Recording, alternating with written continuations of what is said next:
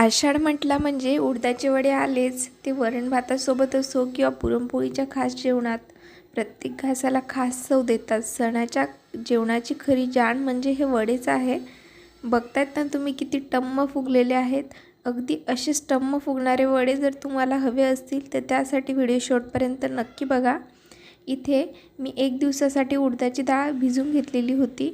कमीत कमीत तुम्ही 5 ते 7 तासांसाठी डाळ मस्त भिजवून घ्या. एकदम मऊ डाळ भिजली गेली पाहिजे. ह्या प्रकारे भिजवायची आहे, कारण जितकी भिजते तेवढी छान दळली जाते ती. सर्व पाणी निघण्यासाठी मी एकदम जाळीची अशी चाळणी घेतलेली आहे. याच्याने आपलं सगळं पाणी हे व्यवस्थित निघून जाईल. 15 मिनिटांनंतर आपलं सर्व पाणी व्यवस्थित छान निघालेलं असणार आहे. डाळीचं आता सर्व पाणी निघालेलं आहे, बघू शकतात तुम्ही. आता ही डाळ आपल्याला वाटून घ्यायची आहे. माझी डाळ आता थोडी आहे, पण तुमची जर जास्त असेल तर तुम्ही थोडी थोडी करून वाटा. डाळ आपल्याला दळताना एकदम चिक्कन दळायची आहे. एका मिक्सरमध्ये ती चिक्कन होत नाही तर मी चमच्याने पुन्हा पुन्हा फिरून 2-3दा मिक्सरमधून छान बारीक वाटून घ्यायची आहे. डाळ ही आता दळून झालेली आहे. मी तुम्हाला एकदा कन्सिस्टन्सी दाखवते. जशी आपल्याला हवी आहे त्या प्रकारे डाळ आता वाटून झालेली आहे. एवढी चिक्कन. आता ही एका भांड्यात काढून घेते मी. आता आपण दुसरं वाटण करून घेऊया. उडदाच्या वड्यांसाठी आपण मसाला बनवणार आहे. त्याच्यासाठी लसणाच्या पाकळ्या घेतलेल्या आहे मी 8-10. हिरव्या मिरच्या आणि हिरव्या मिरच्यामध्ये ज्या हिरव्या मिरच्या लाल झालेल्या असतात त्याच घेतलेल्या आहे, कारण यांची चव खूप छान लागते. आणि आल्याचा तुकडा. हे सर्व आता मिक्सरमध्ये वाटून घेणार आहे आपण. हे सर्व वस्तू मी मिक्सरच्या भांड्यात घेतलेल्या आहे. त्याचबरोबर आपल्याला जिरं देखील घालायचं आहे. जिरं, धने. आता हे सर्व मिक्सरमधून बारीक काढून घेते मी. आता वाटण करून झालेलं आहे. हा दळलेला सर्व मसाला आता आपण जी आपण डाळ दळलेली होती तिच्यामध्ये मिक्स करूया.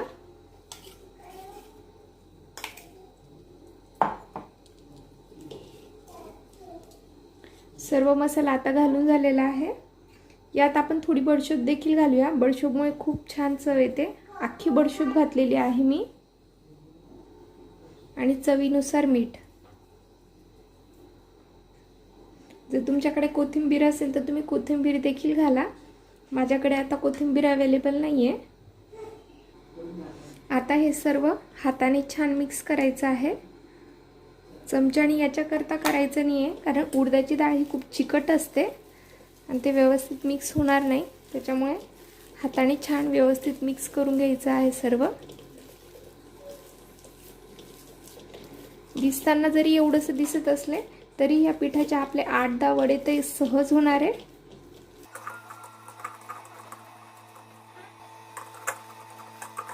आता हाताने छान मिक्स करून झालेले आहे सर्व पीठ. हे वड्यांचं पीठ जितकं तिखट असणार आहे, वडे जितके तिखट असणार आहे तितके खायला खूप चविष्ट लागतात. तर मिरच्या थोडं जास्तच वापरा. या पिठाचे आता आपल्याला वडे थापून घ्यायचे आहे. वडे थापण्यासाठी मी एक प्लेन डिश घेतलेली आहे, जिच्यावर आपल्याला कापडावर वडे थापायचे आहे. माझ्याकडे हा वडे करण्यासाठी स्पेशल आमच्या घरी कापड आहे, कॉटनचा कापड आहे हा. आणि हाताला लावण्यासाठी थोडं पाणी घेतलेलं आहे. आता कापडावर थोडंसं आपल्याला पाणी टाकून घ्यायचं आहे आणि हाताला पाणी लावून हे वडे असे घ्यायचे आहे. एवढा गोळा घ्यायचा आहे ज्या प्रकारे आपण कणिक, जशी आपण पुरीचा गोळा घेतो पुरी करताना तेवढा गोळा घ्यायचा आहे, अगदी एवढा. आणि हा आपल्याला या कापडावर ठेवून आता याचे आपल्याला वडे थापायचे आहे.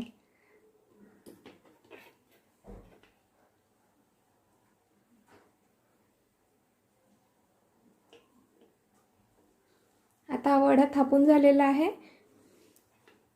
वडे थापता थापता मी गॅसवर आता कढई देखील ठेवली होती. त्याच्यातलं तेल पण गरम झालं आहे. वडे तळण्यासाठी आपल्याला कडक तेल तापलेलं हवं आहे.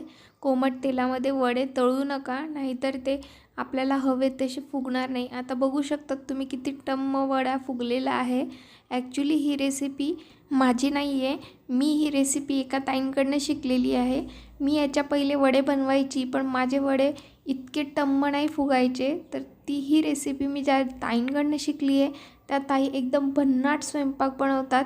आणि वडे फुगण्यासाठी मला ताईंनी अशी ट्रिक सांगितली की जर तुझे वडे फुगत नसतील तर त्याच्यात एकदा मिठाचं प्रमाण नक्कीच चेक करा. जर मीठ कमी असलं तर वडे फुगत नाही. तुम्ही देखील ही टिप फॉलो करून एकदा वडे करून बघा. ह्या पद्धतीने हे वडे म्हणजे परंपरा, चव आणि समाधान सगळे एका घासात तुम्हाला मिळेल. पुन्हा भेटूया नवीन रेसिपीसोबत. तोपर्यंत बाय बाय.